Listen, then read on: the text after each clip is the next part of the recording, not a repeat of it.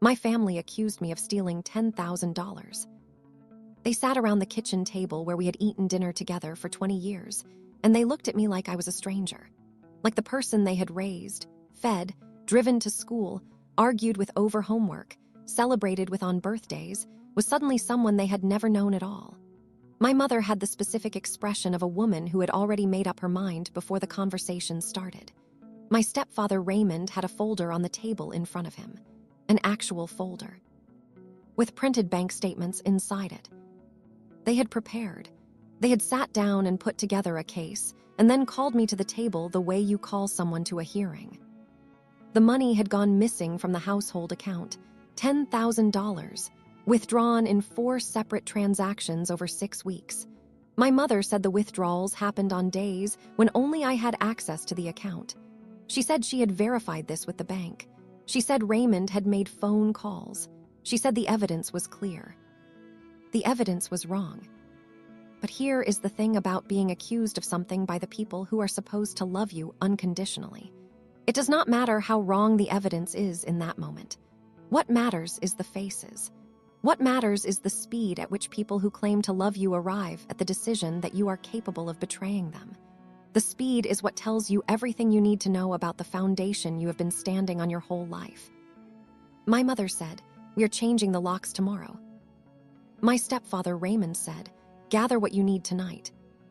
My sister Tanya sat at the far end of the table and looked at her hands and said nothing at all, which was the most devastating thing in the room.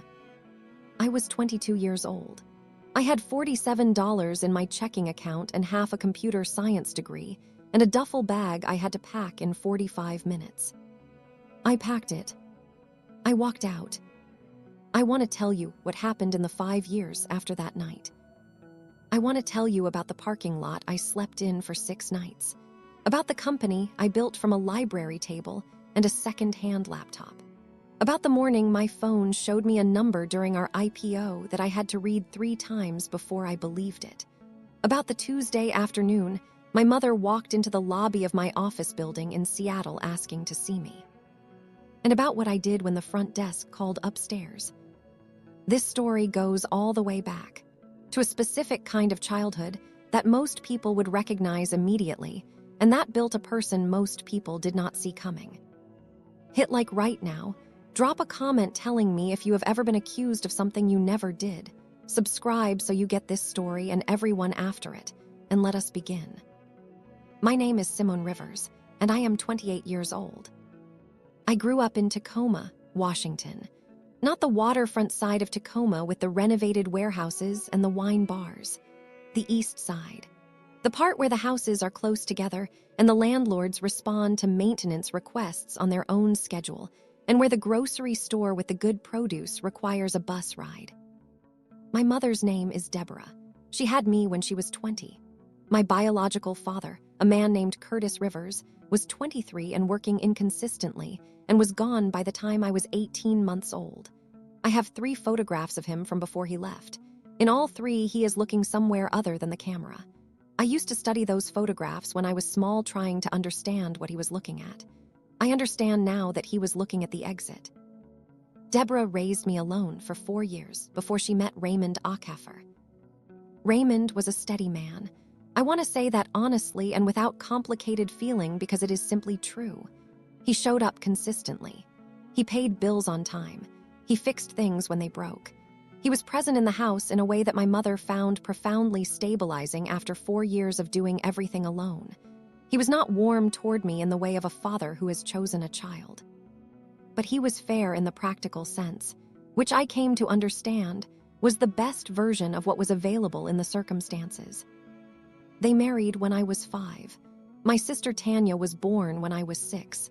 And from the day Tanya arrived, the house had a different center of gravity. I want to be careful here because I loved Tanya. I love her now. The dynamic that developed was not her fault, and it was not something she orchestrated. She was a baby, and then a small child, and then a growing person who had no control over the fact that her arrival completed something in Deborah and Raymond that my existence had never quite completed. Tanya was theirs in the specific way of a child that a couple makes together. I was Deborah's in the complicated way of a child from a previous life. The difference was never stated, and it was felt every single day. I compensated in the only way I knew how. I became useful. I became the child who was easy, who needed nothing, who handled things independently, who performed so well in school that the performance was its own kind of protection. If I was excellent, I was harder to ignore. If I was easier than the alternative, I was less likely to create friction in a house that had a specific and fragile equilibrium. By middle school, I was 3 grade levels ahead in mathematics and had developed a reading habit that my English teachers kept describing as unusual in a tone that was more amazed than concerned. By high school, I was taking AP classes in 4 subjects simultaneously and working 12 hours a week at a grocery store 3 blocks from the house to cover my personal expenses, because I had understood without being told that money for non-essential things did not flow in my direction the way it flowed in Tanya's direction. This was fine. I was good at earning money. I was good at making things stretch. I had been watching my mother manage a tight budget my entire life, and I had absorbed the mechanics of it without realizing I was learning anything. I applied to the University of Washington on a merit scholarship. The scholarship covered 60% of tuition. The remaining 40% I covered through a combination of the grocery store job and a second job at a tech support call center that I took on the second week of freshman year. Computer science was not a difficult choice.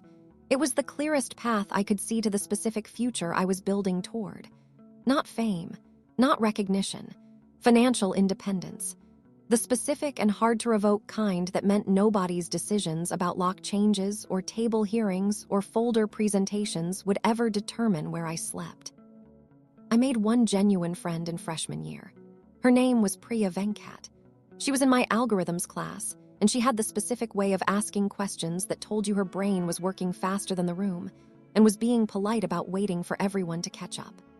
We started studying together in week 3, and by week 5, she was my closest friend in a way that happened so naturally and so quickly that it took me until the following semester to realize it had happened.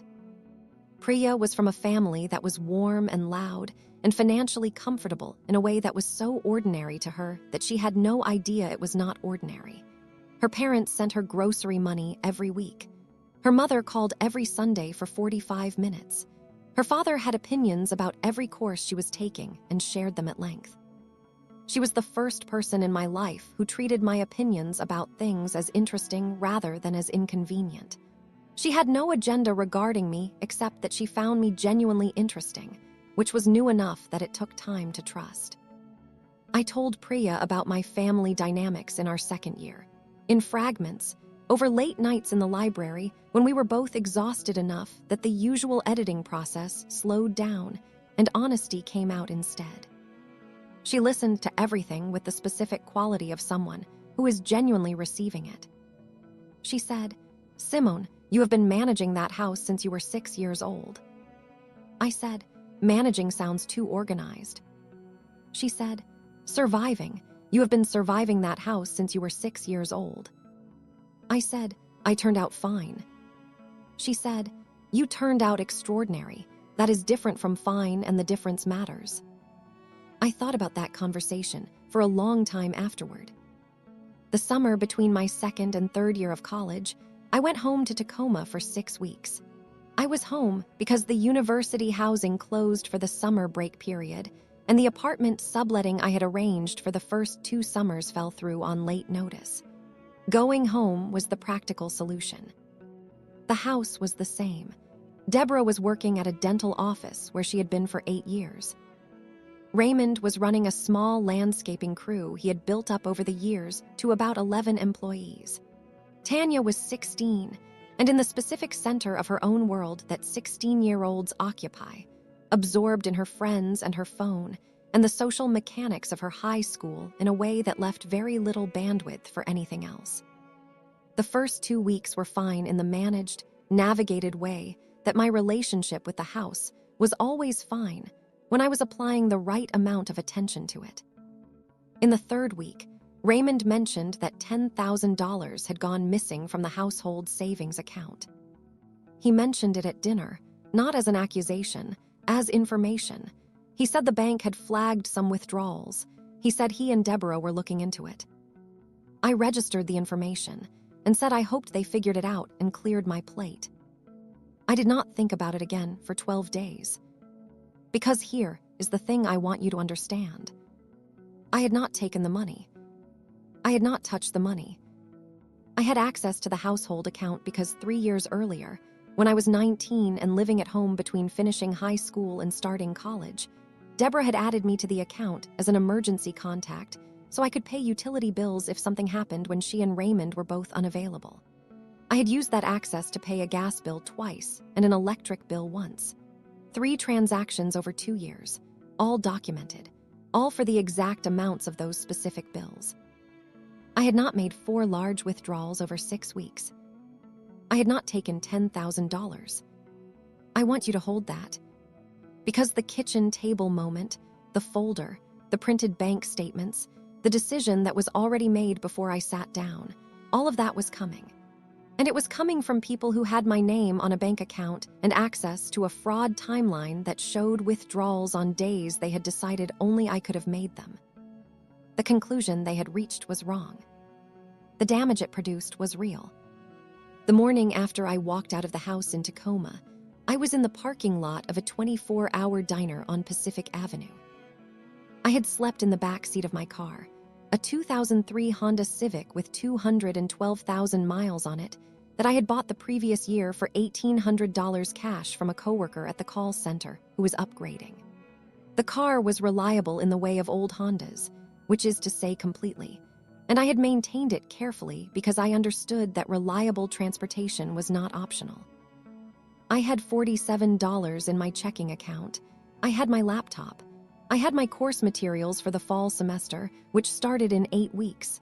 I had a duffel bag with enough clothing for 2 weeks. I sat in the parking lot and did the math.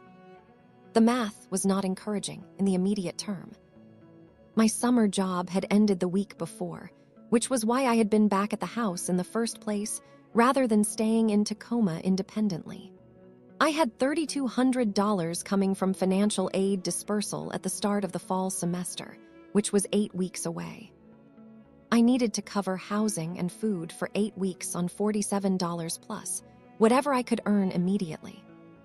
I called Priya at 7 in the morning. She answered on the second ring, which told me she had been awake.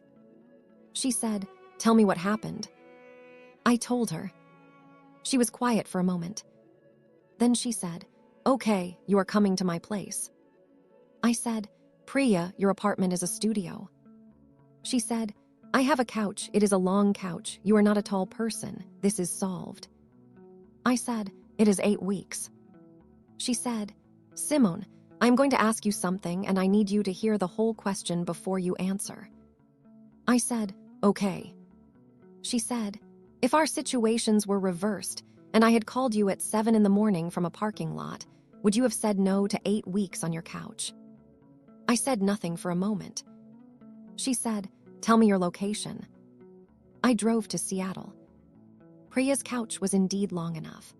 I slept on it for 9 nights before I found a subletting situation through a university housing board post that cost me $450 a month, which I could cover with emergency student assistance through the financial aid office, which I applied for and was approved for within 48 hours because the financial aid counselor, a woman named Gloria Marsh, was the kind of person who moved paperwork fast when the situation was real. I owe Gloria Marsh a speed that I never got to repay directly.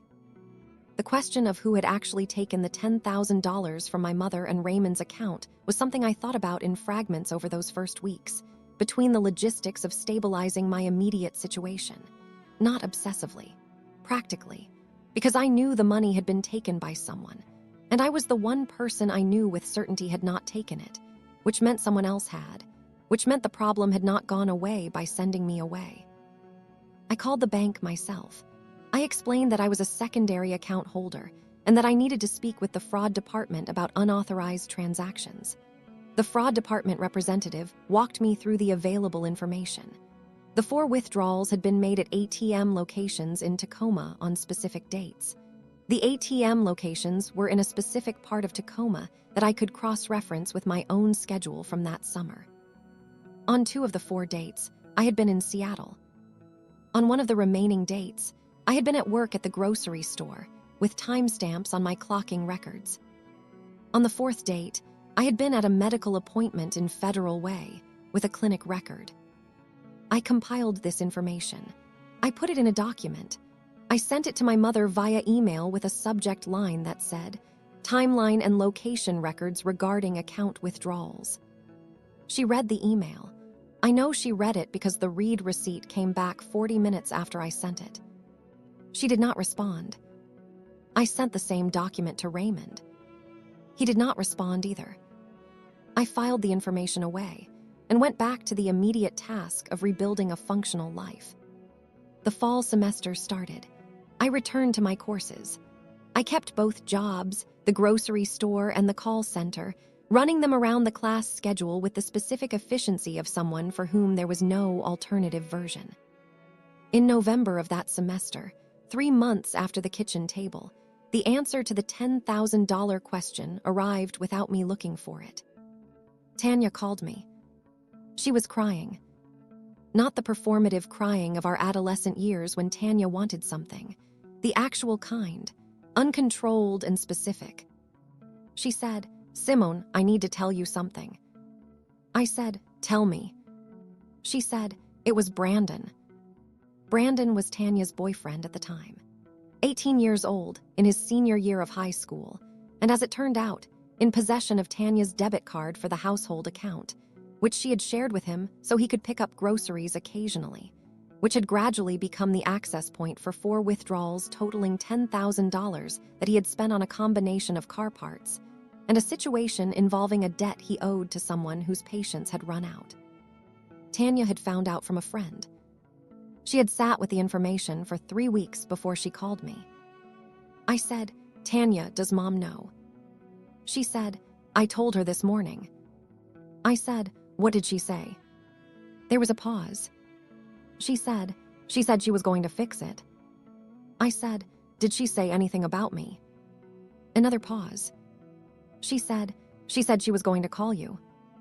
Deborah did not call. Raymond did not call. I waited a week. Then I called my mother. She answered. She said, "Simone." I said, "Mom." She said, "I know, Tanya told me." I said, "Okay." She said, "I am sorry." 3 words from Deborah, who had sat at a kitchen table with a folder and told me to pack my things. I said, "Okay." She said, "You can come home." And here is the moment where my story could have gone a completely different way. The moment where I could have said, "Yes, I will come home," and gone back to Tacoma, and finished my degree while living in the house on the east side, and the years that followed would have been different in every dimension. I said, "I have a subletting situation that covers the semester. I am staying in Seattle." She said, "Simone."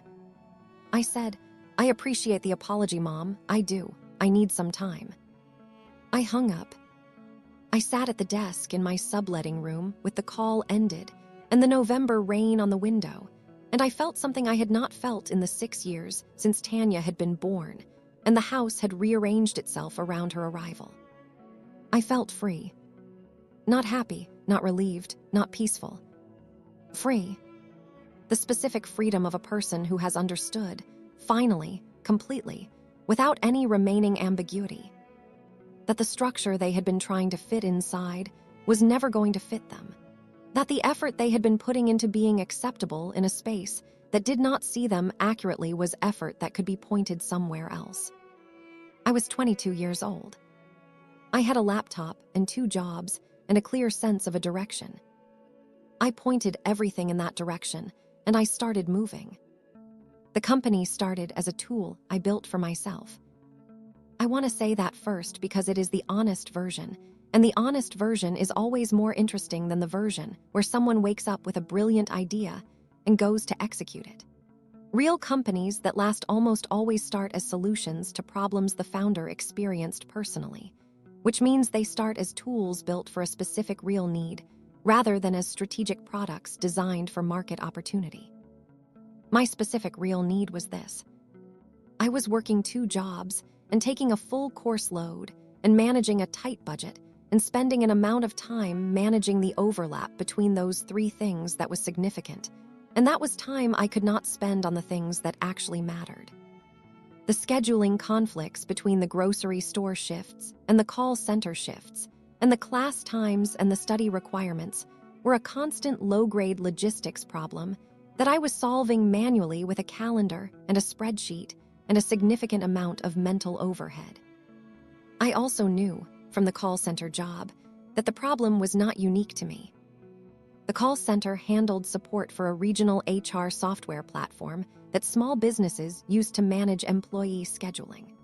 I spent 20 hours a week talking to small business owners who were frustrated with the platform's limitations around what they called the human reality of scheduling, which was that employees had constraints and lives and conflicts that a standard digital schedule refused to accommodate intelligently. The business owners were not asking for something revolutionary. They were asking for something smart. A system that learned the patterns of their specific workforce and built schedules around those patterns, rather than requiring the manager to manually solve the same constraints puzzle every week. I spent 2 months building a prototype. Not for the call center platform and not for the market, for my own scheduling situation. A small application that took my course schedule and my job shift availability and my study requirements and suggested optimal time allocation, flagging conflicts before they became problems and adjusting when something changed. The prototype worked better than I expected. I showed it to Priya. She looked at it for 20 minutes. She said, "This is a business." I said, "It is a tool." She said, "The difference is a market, and the market is every small business owner you are talking to at the call center." Priya was studying economics. She had a specific and practical intelligence about the difference between a product and a market, and she was right immediately in the way she was usually right about business questions. I spent the spring semester of my 3rd year building the market version. I want to tell you what building the market version actually looked like, because the narrative of startup creation usually skips the texture of it in favor of the highlights, and the texture is the whole thing. It looked like 6 to 7 hours of sleep on the best nights. It looked like class from 9 to noon, job 1 from 1 to 5, job 2 from 7 to 11, and code from 11:30 to 2:30 every single weekday for 4 months. It looked like Priya at the library table across from me at midnight asking me questions about the product logic that forced me to articulate decisions I had only been making instinctively, which turned out to be the best product development process I ever experienced. It looked like eating whatever cost the least per calorie that was still nutritionally adequate, which I had calculated on a spreadsheet. Rice and eggs and frozen vegetables, and the specific combination of store-brand peanut butter and whole wheat bread that I still eat sometimes when I am not thinking about it. The first version of what I was building was called Shift Smart. Shift Smart was a workforce scheduling platform for small businesses in the service industry, specifically businesses with 10 to 50 employees who needed intelligent, adaptive scheduling that reduced conflicts, reduced overtime costs, and accommodated the real-world availability patterns of hourly workers. The core insight was simple, but had not been properly executed anywhere in the market at the price point small businesses could actually afford. The existing solutions were either too expensive for the business size or too basic to solve the actual problem. I launched a beta version with 3 small businesses in the Seattle area in April of my junior year. All 3 were businesses I had cold contacted via email after identifying them from their publicly listed information. I wrote individual emails to each of them that described their specific scheduling challenges based on the industry patterns I had learned from the call center. The specificity of the outreach was the thing that got responses. Business owners respond to people who have done the homework. 2 of the 3 became paying beta customers at $50 a month.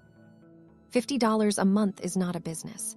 But 2 beta customers paying $50 a month is a validation that the problem is real and that someone will pay to have it solved. I finished my junior year. I made a decision over the summer. I was going to withdraw from the university for 1 year, take a leave of absence, and spend 12 months building ShiftSmart full-time. This decision required more information than it sounds. A leave of absence at the University of Washington required a formal application and a meeting with an academic advisor. My financial aid situation required review to ensure that a 1-year leave would not jeopardize my scholarship upon return.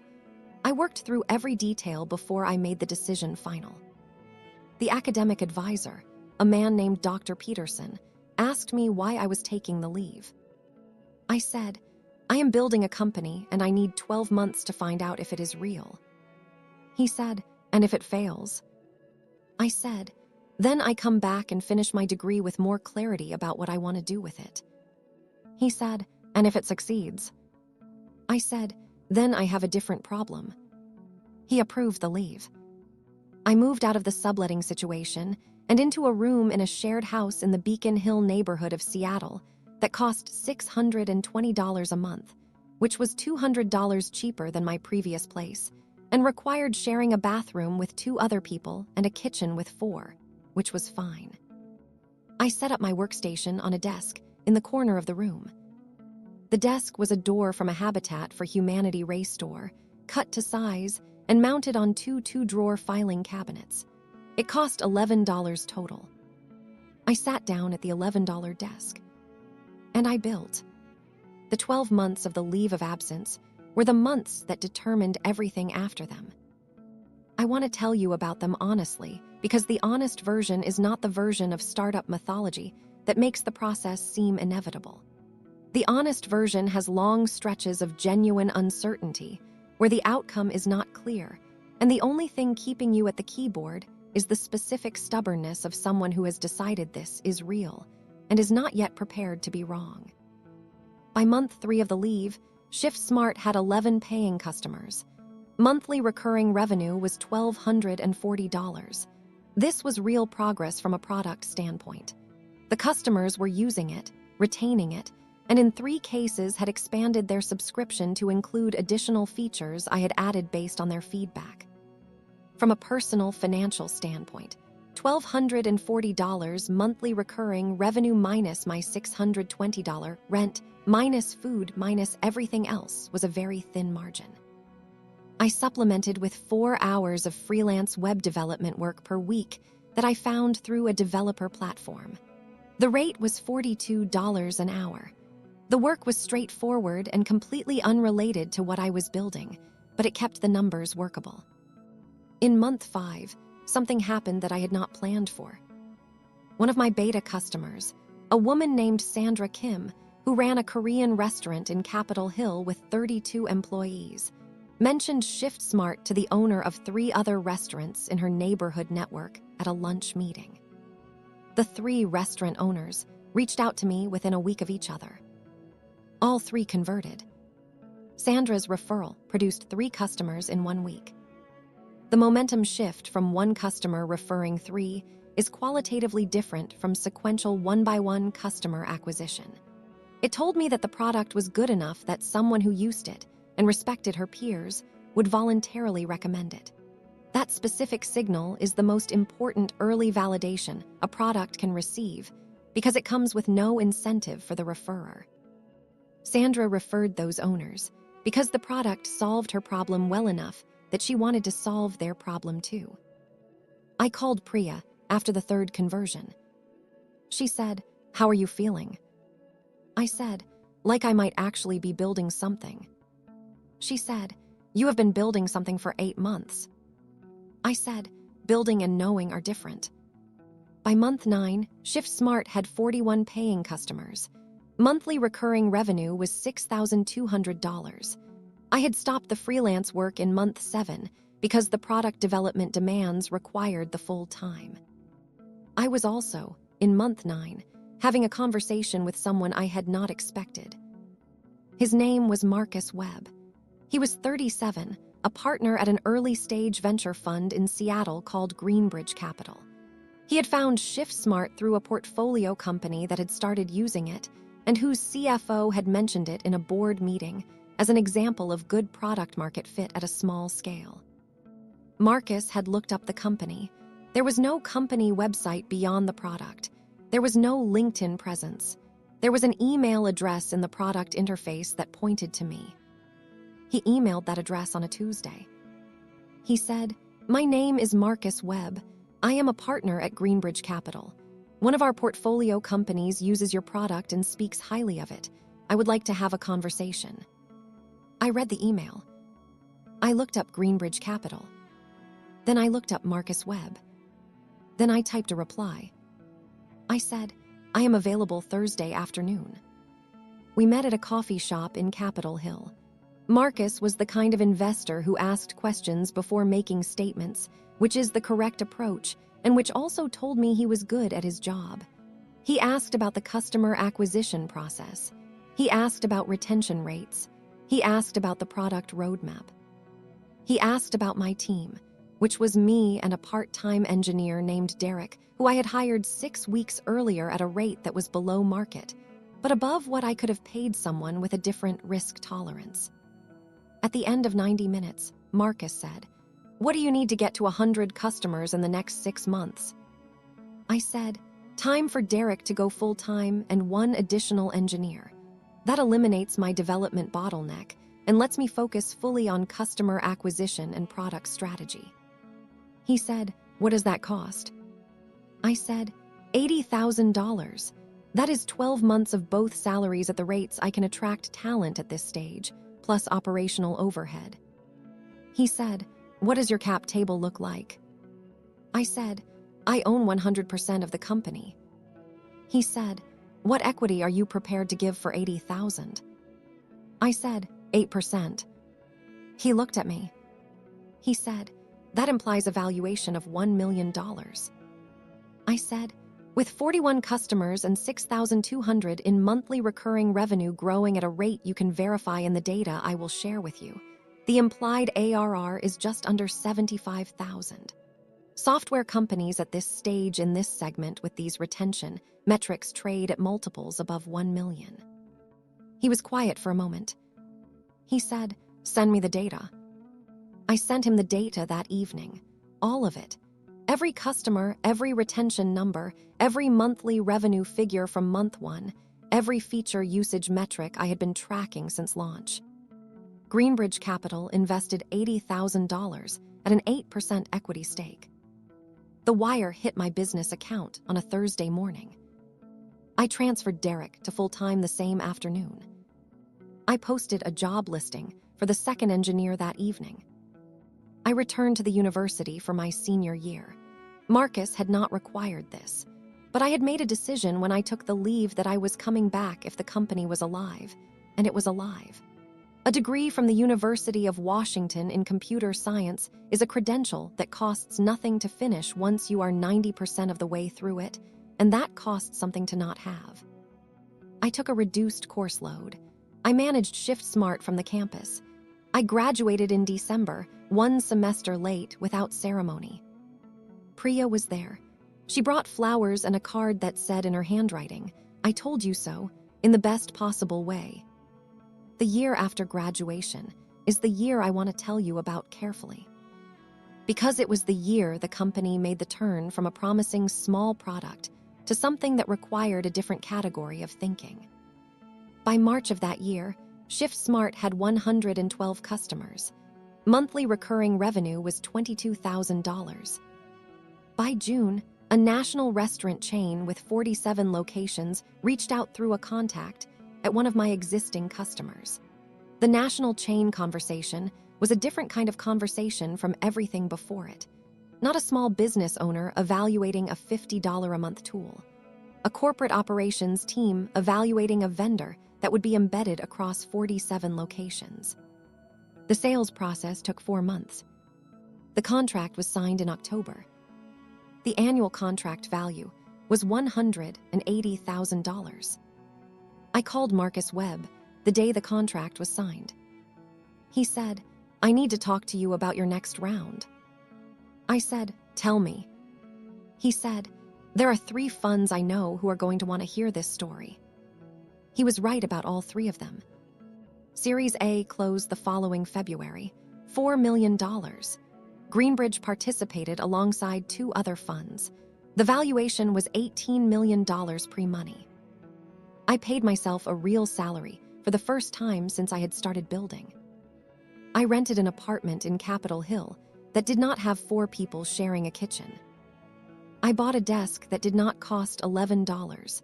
And then I almost immediately started working at the kitchen counter instead, because the kitchen counter was always where I thought the best. The company kept building. And then, 3 years after Series A, on a Tuesday morning in March, ShiftSmart went public on the NASDAQ. The IPO priced at $22 per share. By the end of the first day of trading, the stock had closed at $31.40. The market capitalization was $2.4 billion. I owned 11% of the company after all the dilution from funding rounds. I sat in the hotel room in New York that evening after the closing bell, and I looked at my phone. I called Priya. She answered on the first ring. I said, the number. She said, tell me. I told her. She was quiet for a long time. Then she said, Simone. I said, yeah. She said, the parking lot. I said, the parking lot. She started crying, not sad crying, the specific kind that happens when something so much larger than the difficulty that produced it arrives and you understand the full distance traveled. I did not cry. I sat in the hotel room and I held the phone and I felt the weight of 6 years settle and then lift. Then I ordered room service. And I slept better than I had slept in 6 years. The Tuesday afternoon, my mother walked into the lobby of the ShiftSmart offices in Seattle. Was 3 months after the IPO. I want to tell you about the office first because the office matters. ShiftSmart's Seattle headquarters occupied the top 3 floors of a building on 2nd Avenue in the South, Lake Union neighborhood, the tech corridor that Amazon had anchored, and that had grown into one of the most concentrated areas of technology employment in the country. The building had good bones and good glass, and a lobby that the interior designer had executed in the specific register of a company that was serious but not pretentious, which was the register I had asked for specifically because it matched how I thought about the company. The lobby had a reception desk that was always staffed by 2 people because volume at our scale required 2 people. The security protocol for visitors was standard for a post-IPO technology company. Check in at the desk, provide identification, state your purpose and who you were there to see, wait for a call up to confirm. I was on the 31st floor in a meeting with our head of enterprise sales when my phone rang with the front desk extension. The receptionist, a woman named Angela, said, Simone, there is a woman in the lobby who says she is your mother. She says she would like to speak with you. She does not have an appointment. Her name is Deborah. I held the phone for a moment. The enterprise sales meeting was covering Q3 projections. There were 4 people in the room. They were all looking at me in the way that people look at their CEO when their CEO's expression shifts unexpectedly. I said to Angela, please let her know I am in a meeting and cannot be interrupted. Offer her water. Tell her I will send someone down in 20 minutes. I finished the meeting. Then I sat at my desk alone for approximately 4 minutes. I thought about the diner parking lot, about the subletting room with the couch that was just long enough, about the desk that cost $11, about $47 in a checking account on the night the locks changed. I thought about the email I had sent with the timeline and the location records. I thought about the silence that had come back.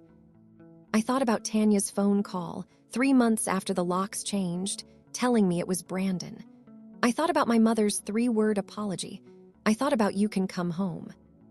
I thought about 5 years of building without a safety net, without family support, without a single phone call from Deborah asking how the company was doing, or whether I was eating, or whether I was sleeping. In 5 years, I had received 7 text messages from my mother. Birthday, birthday, Merry Christmas.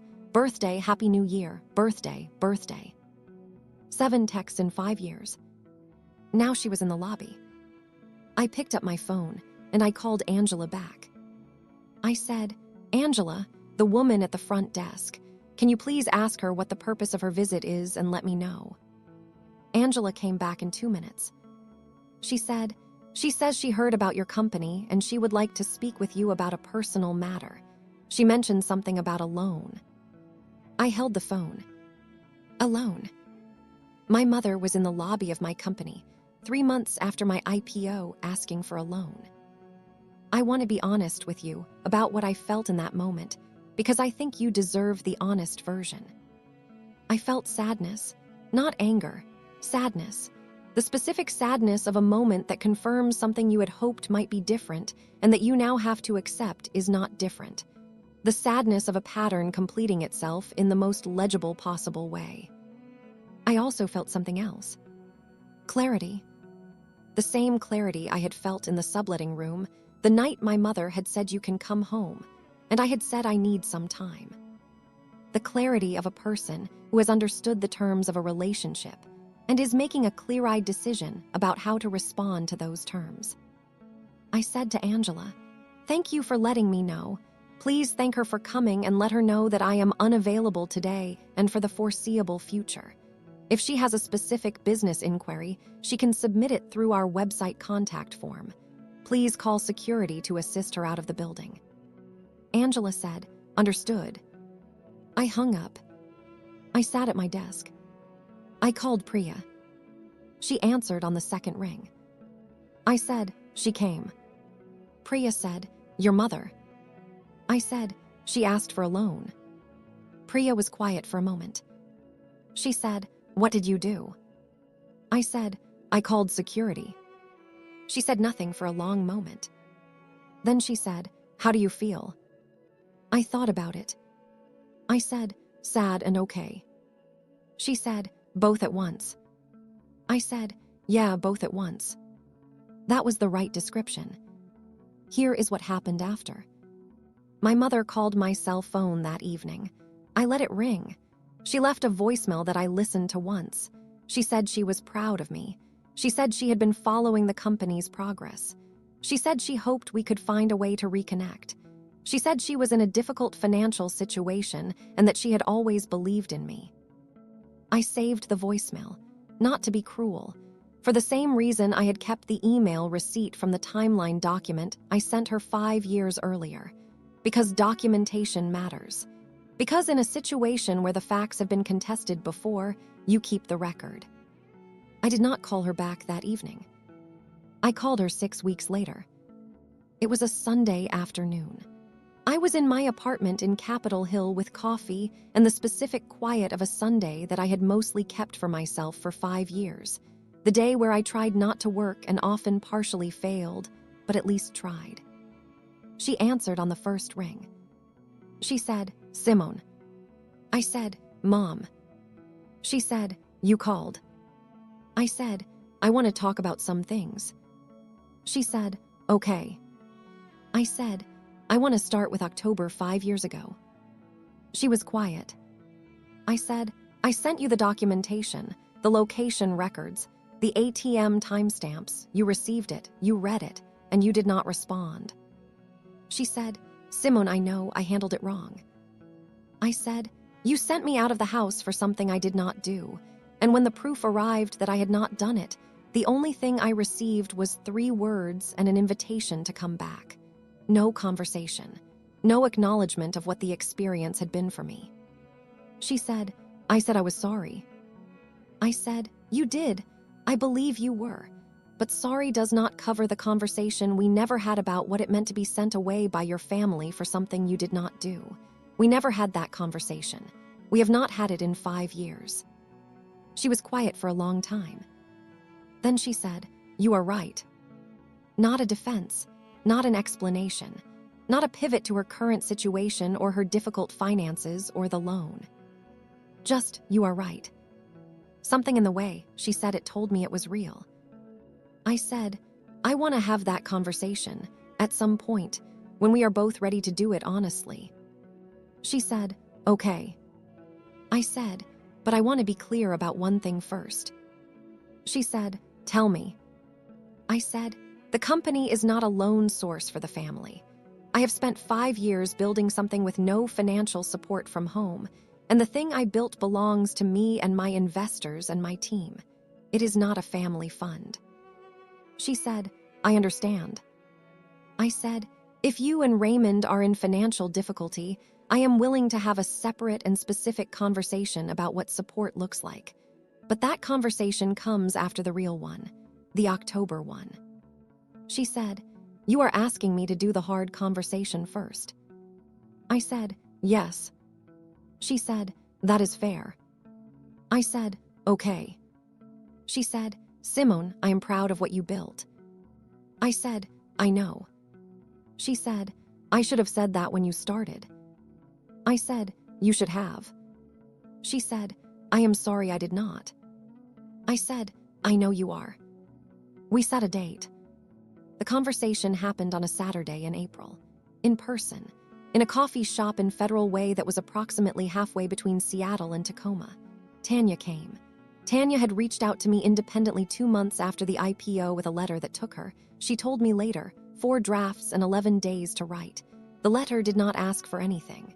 It told the truth about October, about Brandon, about the 3 weeks she had sat with the information before calling me, about the guilt she had been carrying, about the sister she had lost for 5 years because she had been too afraid to speak sooner.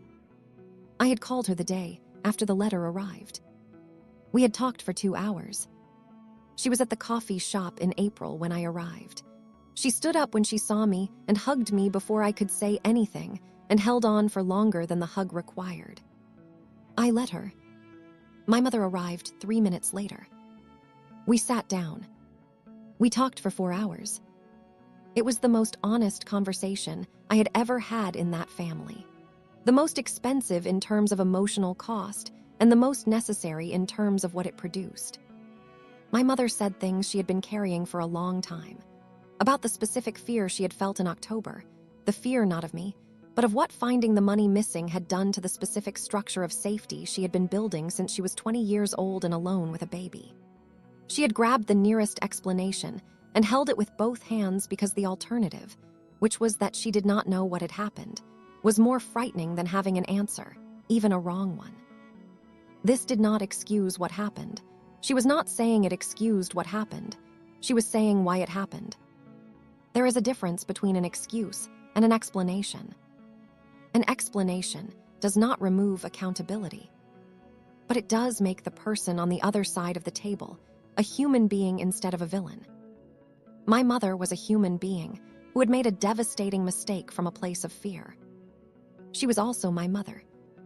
I did not restore the relationship to something it had never been.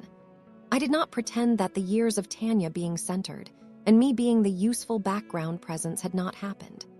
I did not pretend that the October accusation and the locks and the $47 and the parking lot and the 6 years of building without a safety net were things that a 4-hour conversation could fully address. But I sat at that table with my mother and my sister, and I was present in a way I had not been present in my family for 5 years. And it was a start. The real kind, honest and imperfect and open to what came next. I am sitting at my desk on a Thursday morning in Seattle. The view from the 31st floor is the lake and the city and the specific Pacific Northwest light that comes through clouds in a way that makes the water look like something a painter thought about carefully. I have been looking at this view for 2 years, and I still notice it. ShiftSmart has 2,400 employees. The platform serves 42,000 small businesses across 14 states. The enterprise division, the one that started with a national restaurant chain and a 4-month sales process, now covers clients with combined workforces of over 300,000 hourly employees. I went back to the University of Washington last spring and gave a talk to the computer science department. Dr. Peterson, the academic advisor who had approved my leave of absence, was in the back of the room. After the talk, He waited until most people had left and then came and found me. He said, "You chose the right problem." I said, "It was the only problem I understood from the inside." He said, "That is always the right problem." Priya runs her own economics consulting firm now. We still talk every week, usually on Sundays, usually for too long, usually ending with one of us saying we should do this at a reasonable hour sometime and neither of us doing anything about it. My mother and I talk every 2 weeks. The conversations are careful in the way of two people rebuilding something that was damaged in a specific way. We are honest about what the conversations are, not a restoration of something that existed before, because what existed before was incomplete in ways we are both now acknowledging, but a construction of something new, built with better materials and with both people choosing to be in the room. Tanya works in nonprofit program management in Portland. She calls me on birthdays and random Tuesday evenings when she wants to talk about something. The Tuesday evenings are my favorite. The birthday calls are still getting comfortable. Raymond and I have a civil and respectful relationship that is neither warm nor cold.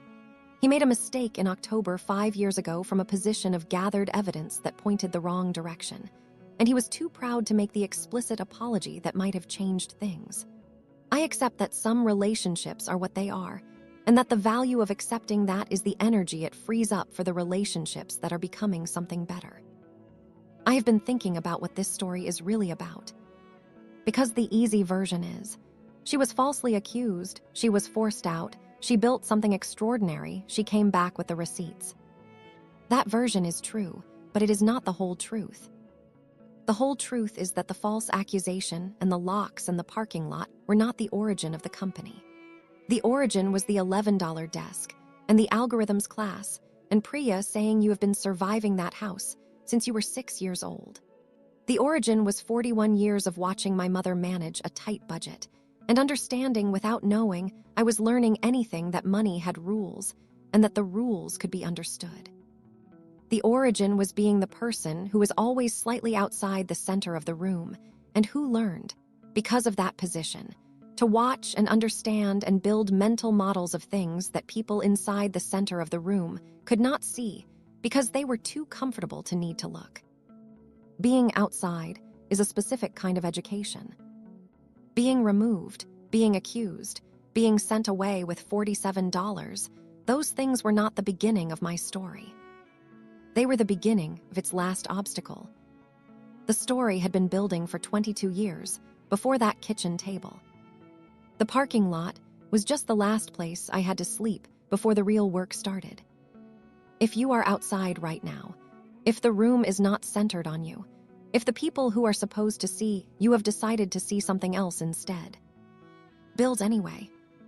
The work does not require their understanding to be real.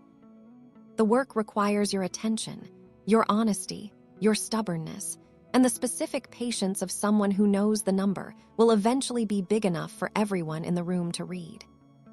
Build to that number. Then decide what to do with the room.